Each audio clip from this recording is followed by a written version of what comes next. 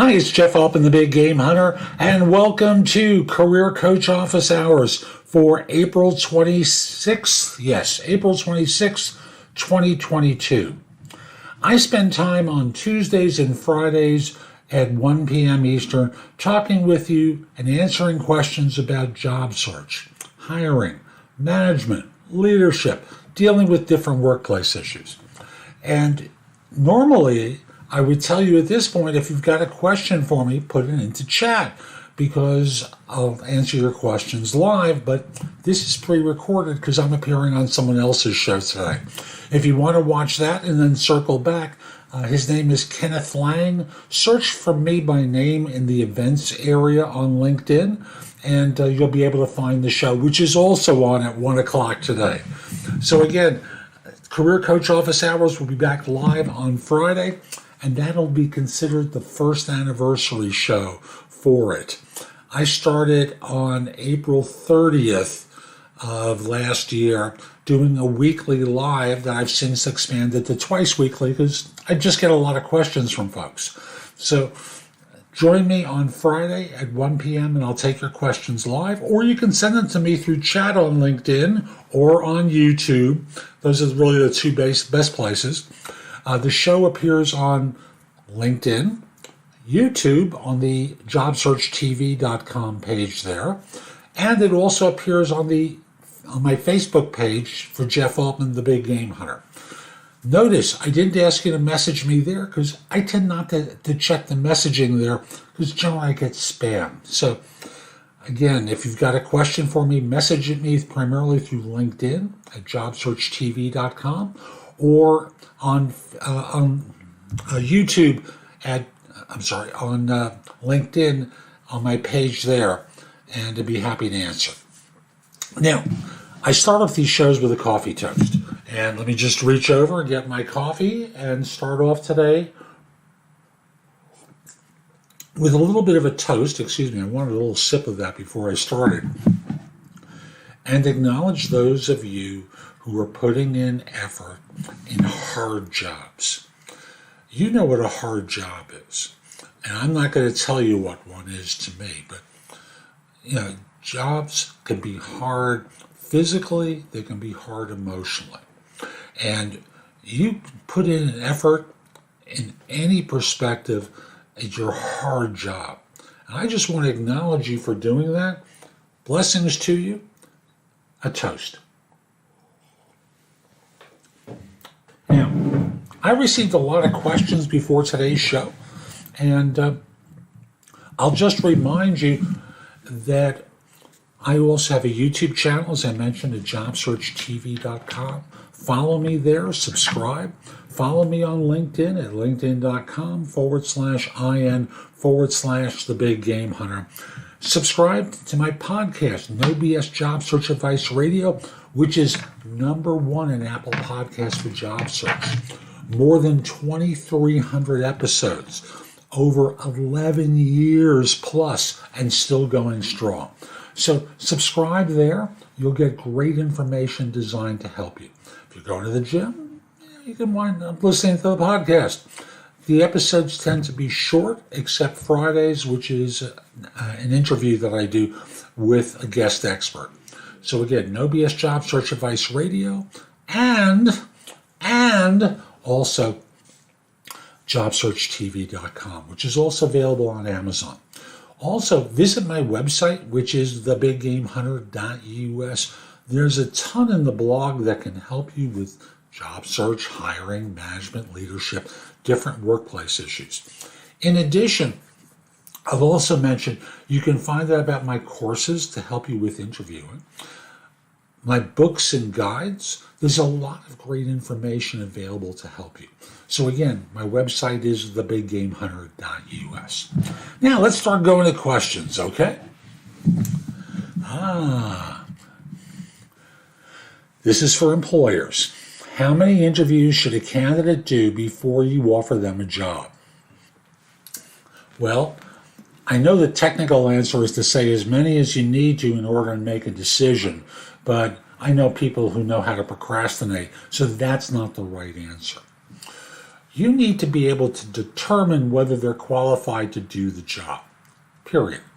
And determining that, what questions you need to ask and by whom to determine that. For example, for a technology position, let's say it's an IT job, and you have someone that you want to evaluate for a particular skill, you know who your resident expert is on staff, and you tell them exactly what you want them to be to evaluate a person for, and maybe a few ideas and some questions to ask if they've never done this before.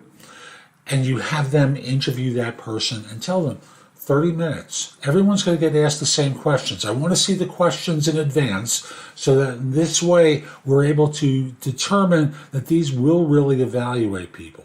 You may want to have someone evaluate someone for management capabilities or management experience. You have a second person do that. And of course, for you as the person who runs the function, you want to interview them too. And you may want a screener to talk with them. To me, that's a maximum of 4 conversations. I see circumstances where it can go to 5. I also see circumstances where it should go to 3. But somewhere between 3 and 5 to me is the optimum amount of conversations someone should have before making a decision. And the decision you want to make is, are they qualified to do the job? Period. Not whether you like them or not. Not whether they'll fit in, because you're not asking questions that would allow you to really know that any more than they're going to ask you questions that's going to let them know whether this is the right organization for them. You've got to see some of my podcasts and articles about interviewing for fit and how that's exactly the wrong thing to do.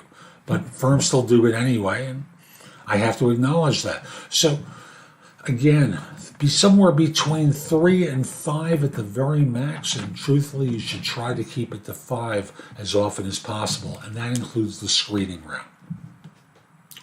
Why do employers always give external candidates higher salaries than if they promoted someone internally for the position? Good question. And I think it's a pretty easy one, because if they promote someone internally, they're bound by certain rules about salary increases. When you hire from someone from the outside, there's a different set of rules that they're bound by. Also, they can't ask what the current salary is in many places. They can only ask how much someone is looking for.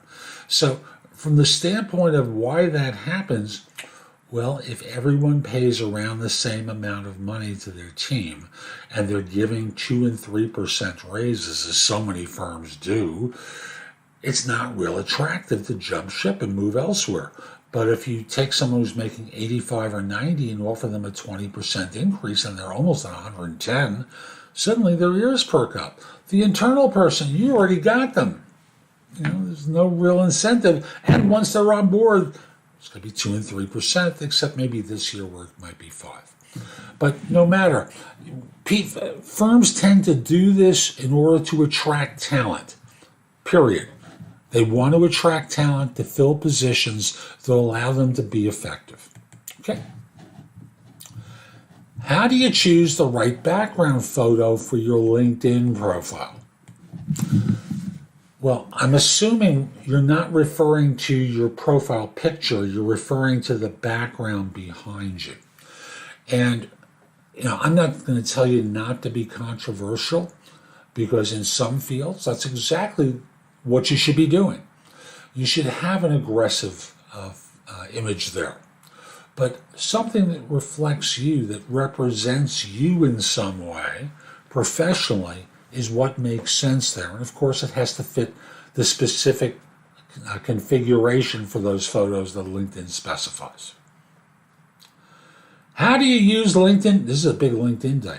How do you use LinkedIn properly for job search? I was starting to interview someone today for my YouTube channel and podcast about this. Unfortunately, the call dropped, or the Zoom link dropped, and we couldn't finish it. But the thing that strikes me is, when people are job hunting, When they're aggressively looking, they are the hunter. And that's when you need a resume, because you want to send a resume to someone, right? But when you're on LinkedIn, you want to be hunted. And thus you want to do things that cause people to want to seek you out. So how to use it properly is to be attractive to people, attracting them to your profile, so that this way they see information that will be relevant to them in deciding whether or not to interview you, let alone hire you for a position. Remember, the person who gets ahead isn't always the smartest or work the hardest, although those are great qualities to have. People get ahead by being alert to opportunities. Sometimes they're internally, more often than not, they're external. And thus, attract people to your profile by being clear about it, about what your capabilities are, including information that will attract people to you, like keywords relevant for the work you want to be doing, and such. Why does my LinkedIn Easy application get viewed but never leads to a job? Does it lead to an interview? I'm going to assume not, because this is the kind of a rookie question people get asked. But you're not getting interviewed because your LinkedIn profile doesn't make a case for why you're qualified to do the job. Period. That's the real reason.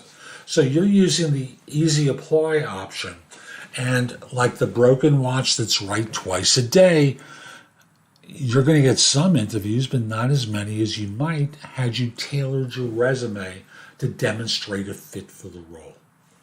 If you send generic resumes to people, if you send a generic LinkedIn profile to people, you're not going to get the same kind of results as if you tailor it. So before hitting Easy Apply, tailor your resume to demonstrate a fit for the job. I applied internally for an office position where I work and was told and was told it got to the hiring manager. However, I saw the ad was posted on Indeed.com. Does that mean they didn't like my resume? No, it doesn't mean that at all. But since you're asking this question, and you probably haven't gotten a request for an interview, I might call up the hiring manager and say, I forwarded my resume to you through LinkedIn for the position you have available for such and such. This is how my background fits. Try to have this as a conversation, not as an email. This is how my background would fit, and you talk about your experience that relates to the job description. From there, everything you're doing is designed to attract people to you and make them want to talk to you. Right now, that hasn't happened with this resume. So you need to correct it so that in this way, they want to contact you to interview you. I applied internally for an office position where I work and was told it got to the hiring manager. However, I saw the ad was posted on Indeed.com. Does that mean they didn't like my resume? Not necessarily. That could have been contracted for before you submitted your resume. There are many reasons that they may not have contacted you yet, including they've been busy and they haven't looked at it. So, yes, it got to the hiring manager. They may not have actually read it. They may have delegated it to someone else to contact you. We don't know. But it doesn't necessarily mean that they're not interested.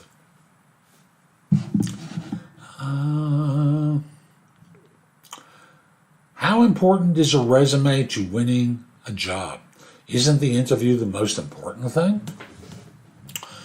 I'm going to compare your resume to an ad on a dating site.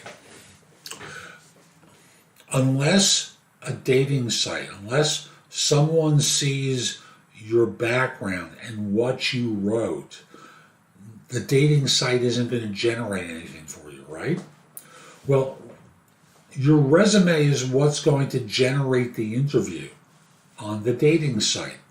And the interview is what someone is going to choose to do after they've said, good-looking woman, nice-looking guy.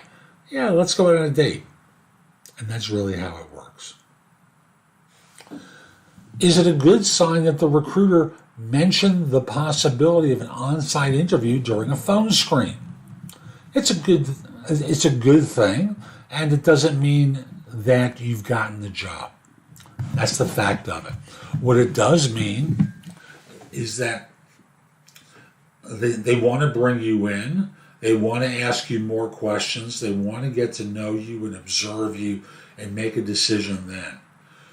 But you haven't been rejected yet. That's the good news of all this. Why do employers set up a phone interview and then never call? Well, they made a mistake, just like you. They made a mistake and didn't call you. They didn't know you'd be perfect. They just didn't call you. So, from the process perspective, they set up a phone interview with the intention to interview you. And unfortunately, circumstances got away from them. They forgot. Whatever it is, you haven't been interviewed yet. So you might contact the HR organization and say, hey, I was scheduled for an interview at 1 o'clock on Tuesday, for example, and I didn't hear from the interviewer. Would you consider rescheduling our appointment for another date and time? And that'll work for you in terms of getting them activated again. How do I bypass the LinkedIn login to view a profile? Use Google. There are searches that you can run that will allow you to see a person's profile on LinkedIn. Doesn't guarantee that you're going to be hired, but it gives you access to a person and their background who superficially fits what you're looking for your client. So that's how you do it. You use Google. I believe it's the site search, and you'll find out information about any person you're talking with. We're going to do one more question today, and then we're going to break off. Why should you not always play hardball when negotiating in business? Well, playing hardball creates an adversary. You have an opponent within the organization who knows you, may not like you, certainly doesn't trust you yet. After all, you haven't met with them yet, have you? So what you want to do is, it says, why should you not always play hardball when negotiating in business? The answer is you get more honey from a bee that likes having access to this particular hive than you do from anyone else. So playing hardball can be a problem. That's really what it comes down to. So I'm Jeff Altman, the Big Game Hunter. I hope you enjoyed this. I hope you found it helpful. If you did and you're watching on YouTube, share it, leave a comment, click the like button. Do something that lets people know it was worthwhile. Also want to mention, if you're interested in one-on-one coaching, you can schedule time for a free discovery call or schedule time for coaching. I'd love to help you. Connect with me on LinkedIn at linkedin.com/IN/the Big Game Hunter. Mention that you saw me on Career Coach Office Hours. I like knowing I was helpful, and once we're connected, your network is going to grow a lot. Most of all, I hope you have a terrific day. And you know what? Be great!